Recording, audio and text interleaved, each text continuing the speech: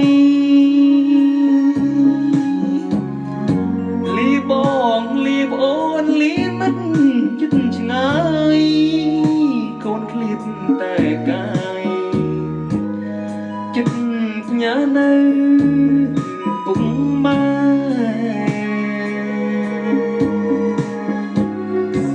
មកដល់ស្រុកគេខិតខំធ្វើការលំបាំងយ៉ាងណាក៏កូនមិនរុញរី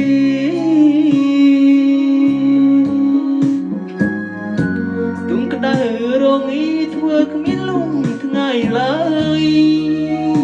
សង្ឃឹមបានប្រាំងហើយនឹងផ្ញើជូនពុកម៉ែ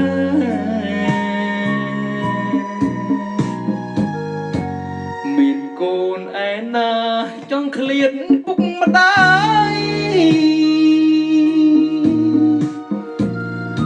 ចង់ឃ្លាតមកឆ្ងាយឆ្ងាយពីគ្រួសារ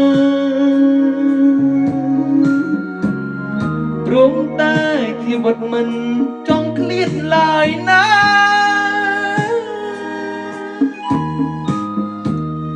ចង់រួចជុំគ្រួសារ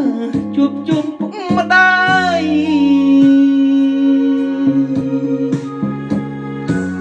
មិនយូរមិនឆាប់ក៏នួលវ័យហើយអ្នកមានកូនអើយសូមលោកកុំបារម្ភសូមលោកថែខ្លួនពេលគ្មានកូនជួបជុំថែឲ្យសុខខុសចាំថ្ងៃកូនវិលវ័យ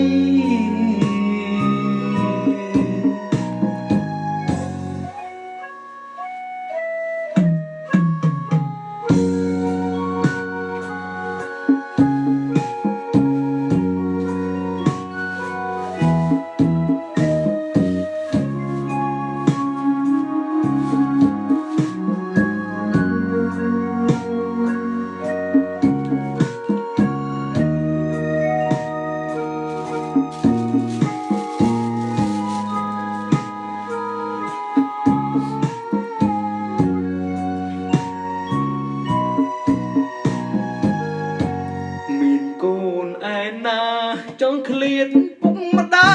យចង់ឃ្លាតមកឆ្ងាយឆ្ងាយពីគ្រួសារព្រោះតែជីវិតមិនចង់ឃ្លាតឡើយណា